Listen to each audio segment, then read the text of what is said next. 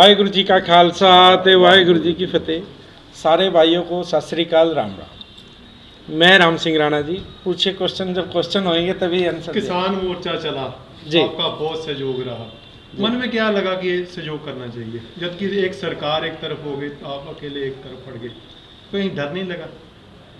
भाई जी, डर लगता है उस परमात्मा से, उसकी निगाह में कुछ गलत ना हो। सरकारें आम जन की जनता में की नज़रों में कुछ गलत होए तो लगे तो उन्हें लगना दे, लेकिन अपनी आत्मा से कुछ गलत ना करे आदमी, तो किसी चीज़ का डर नहीं है। अच्छाई पे चलने के लिए हमें थोड़ी सी परीक्षा देनी पड़ती है और वो हम दे रहे हैं, और आगे भी नहीं पीछे हटते, हम देंगे। हम उस दिन तक देंगे जब तक सरकार ये नहीं कहेगी कि राणा जी हम हारे और आप जीते, ये मोर्चा भी आपको फतेह करके देते हैं। आपकी गोल्डन हार्ट पे ही बंद करवा दी गई, तो उसके लिए फिर किसने ये यत्न किए दोबारा बनाने के?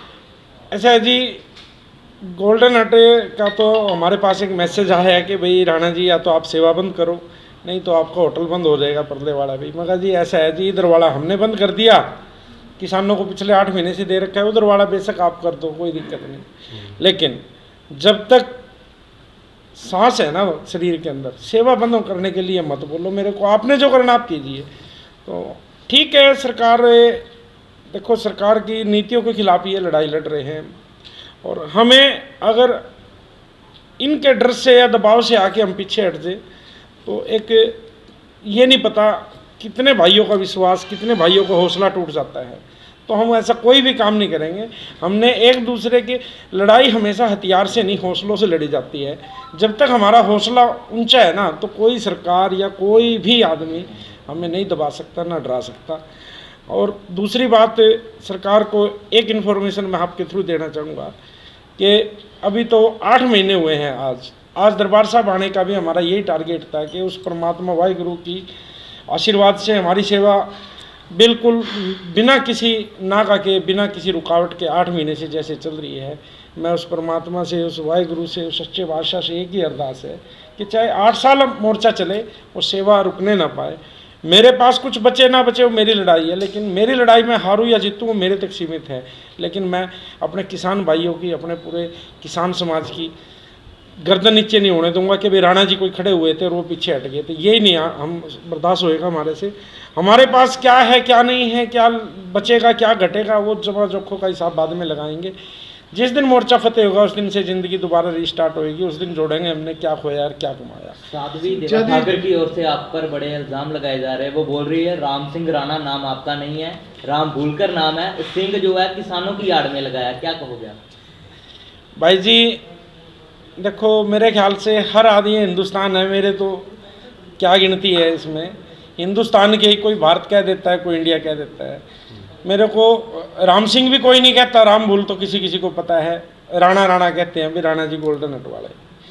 तो मैंने कोई नाम मतलब वो लेके कोई मैंने बैंक से फ्रॉड किया हो या किसी और से फ्रॉड किया हो, तब तो कोई जुर्म बनता है कि भी इन्होंने अपनी आईडी चेंज करके बैंक से फ्रॉड किया या गवर्नमेंट से कोई फ्रॉड किया। अरे हम तो सेवा कर रहे हैं। जो सेवा करने वाले होते हैं वो अपना नाम जो बदल लेते हैं जी, श्री लगा लेते हैं, जो आगे पीछे लगा लेते हैं, उनको जायज़ है, राणा जी को नाजायज़ है? ऐसा है जी, जो इल्ज़ाम लगा रहे हैं उनका खुद का नाम ममता है, तो वो खुद साध्वी देवा बने फिरते हैं, तो हमें कुछ नहीं कहेंगे भाई जी। और मैं आपसे रिक्वेस्ट करता हूँ, मेरा माइंड उस तरफ से बहुत पीछे है। क्यों? आलोचना तभी होती है जब 7 महीने से सभी यही थे, जो आलोचना कर रहे हैं वो यहीं थे। लेकिन जब 7 महीने के बाद देखा कि भाई हाँ राणा जी तो ज़्यादा फेमस हो गए हैं, तो उसी टाइम याद आया उनको। उनके मतलब ये बताने की भी जरूरत नहीं है हमें ना। लेकिन उनका कहना है कि 2022 में राणा जी जो है पंजाब से इलेक्शन लड़ना चाहते हैं, इसलिए राम सिंह राणा नाम यूज कर रहे हैं। ऐसा है भाई जी, अब मैं आपसे क्या बताऊं, जो मेरे को जानते हैं पिछले 15 साल से या 20 साल से, वो उनके फ़ोन में भी नंबर राम सिंह राणा के नाम से ही फीड है। तो ये तो एक बिना हुई बातें हैं। दूसरी बात, इलेक्शन वाली, लड़ने वाली ना लड़ने वाली, कहीं से कहीं तक कोई विचार नहीं है। और मैं परमात्मा से हमें तो सेवक ही बना के रखे, और सेवक भी सिर्फ हमने तो कभी हाईलाइट भी होना नहीं सोचा था। मैं कभी आज तक स्टेज पे नहीं गया, सिर्फ उसका एक ही रीज़न है कि हमें फेमस नहीं होना था।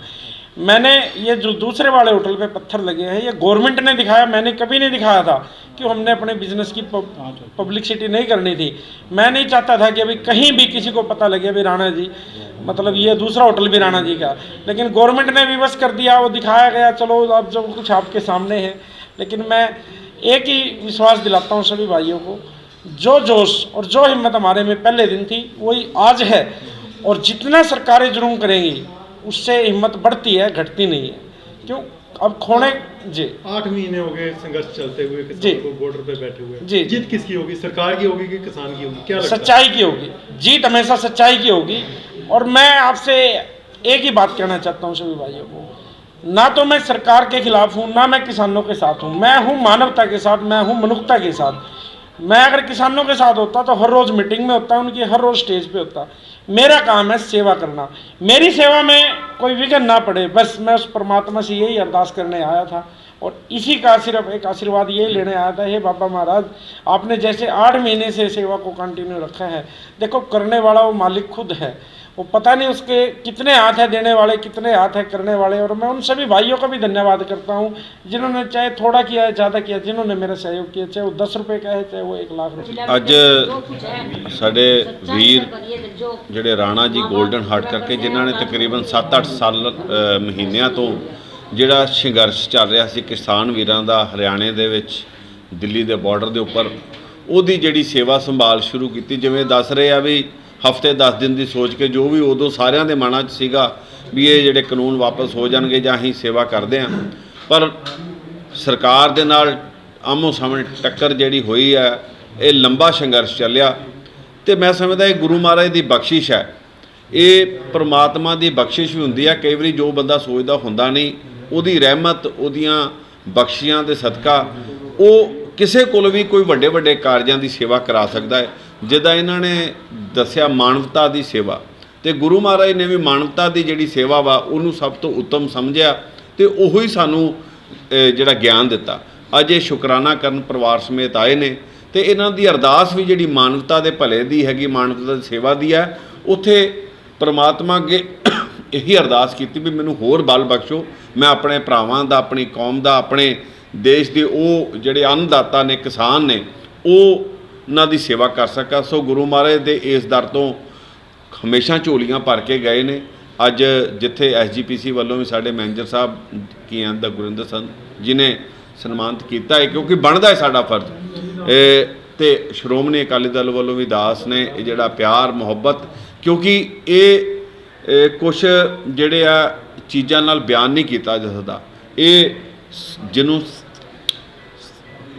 ਸਿਰੋਪਾਓ ਦੀ ਗੱਲ ਕਰਦੇ ਆ, ਕਈ ਵਾਰੀ ਕੋਈ ਕਹਿ ਦਿੰਦਾ 2-2.5 ਮੀਟਰ ਦਾ ਕੱਪੜਾ, ਇਹਦੀ ਉਹ ਮੀਟਰ ਬਾਕੀ ਕੱਪੜਿਆਂ ਦੇ ਨਾਲ ਜਾਂ ਬਾਕੀ ਪੈਸੇ ਨਾਲ ਨਹੀਂ, ਇਹਦੀ ਗੁਰੂ ਮਹਾਰਾਜ ਦੀਆਂ ਬਖਸ਼ਿਸ਼ਾਂ ਹੁੰਦੀਆਂ। ਇਸ ਸਿਰੋਪਾਓ ਲੈ ਕੇ ਸਿਰ ਤੋਂ ਲੈ ਕੇ ਪੈਰਾਂ ਤੱਕ ਉਸ ਮਹਾਰਾਜ ਦੀ ਰਹਿਮਤ ਹੁੰਦੀ ਹੈ। ਸੋ ਸਾਡੀ ਵੀ ਇਹੀ ਅਰਦਾਸ ਹੈ ਵੀ ਗੁਰੂ ਮਹਾਰਾਜ ਸਾਡੇ ਵੀਰ ਰਾਣਾ ਜੀ ਤੋਂ, ਇਹਨਾਂ ਦੇ ਪਰਿਵਾਰ ਤੋਂ, ਤੇ ਜਿੰਨੇ ਵੀ ਇਹ ਕਿਸਾਨੀ ਸੰਘਰਸ਼ ਨਾਲ ਜੁੜੇ ਨੇ, ਜਿੱਥੇ ਉਹਦੀ ਜਿਹੜੀ ਕਾਮਯਾਬੀ ਬਖਸ਼ੇ ਗੁਰੂ ਮਹਾਰਾਜ। ਇਹ ਸਾਡੇ ਕਿਸਾਨ ਭਰਾਵਾਂ ਦਾ ਜਿਹੜਾ ਇਹ ਲੜਾਈ ਲੜਦੇ ਪਏ ਅਸੀਂ ਸਾਰੇ ਜਾਣੇ, ਉਹਦੇ 'ਚ ਕਾਮਯਾਬੀਆਂ ਬਖਸ਼ੇ, ਇਹੀ ਅਰਦਾਸ।